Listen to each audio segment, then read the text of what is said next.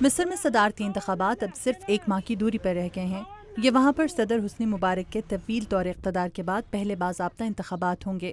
مصر کے انتخابات میں 3 صدارتی امیدواروں کو تکنیکی بنیادوں پر نااہل قرار دیا گیا ہے۔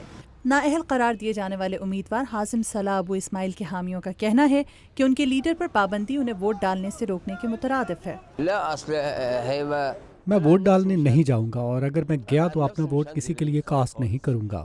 بہت سے ووٹرز کے نزدیک ابو اسماعیل مصر کے خفیہ ادارے کے سابق سربراہ عمر سلیمان اور اخوان المسلمین کے خیرت الشطر پر صدارتی انتخابات میں پابندی کا مقصد مصر پر حکومت کرنے والی فوجی حکومت کی جانب سے امر موسیٰ کے حق میں راہ ہموار اور اسلام پسند ووٹوں کو تقسیم کرنا ہے، لیکن مصر میں تمام لوگ ان فیصلوں کے خلاف نہیں۔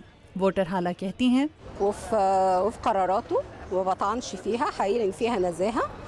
جن لوگوں پر پابندی عائد ہوئی ان کے حوالے سے تحفظات موجود تھے، اور مجھے خوشی ہے کہ وہ انتخابات کی دوڑ سے الگ کر دیے گئے۔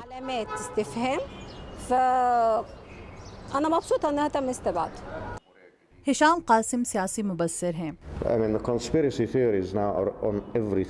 مصر اس وقت اندرونی تناؤ اور سازشوں کا شکار ہے، لیکن جس طرح الیکشن کمیٹی کام کر رہی ہے اس سے واضح ہوتا ہے کہ ہمارے انتخابی نظام میں خامیاں ہیں جنہیں درست ہونا چاہیے۔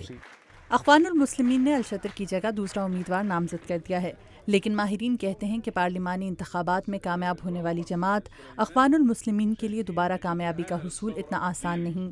اس تنظیم کے سابق حامیوں کا کہنا ہے کہ یہ تنظیم کرپشن میں ملوث ہے۔ یہ لوگ اپنے ملک سے مخلص نہیں اور مصر کا نظام اپنی پسند سے بدلنا چاہتے ہیں۔ ماہرین کہتے ہیں کہ مصر میں اسلام پسند حامیوں کا ووٹ اب اخوان المسلمین کی جانب سے نامزد امیدوار محمد مصری اور اسی جماعت کے سابق امیدوار عبد المنعم ابو الفتح کے درمیان تقسیم ہوں گے، جبکہ ترقی پسند ووٹ امر موسیٰ کو جا سکتے ہیں۔ ماہرین کہتے ہیں کہ یہ مصر کی تاریخ کے پہلے باضابطہ صدارتی انتخابات ہوں گے۔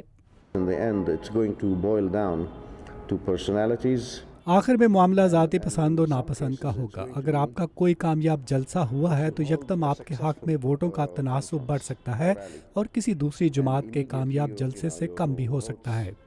قاسم کہتے ہیں کہ مصر کی تاریخ میں آئندہ آنے والے چند ہفتے بہت اہم ہیں، اور ابھی اس حوالے سے کچھ نہیں کہا جا سکتا یہ انتخابات کون جیتے گا۔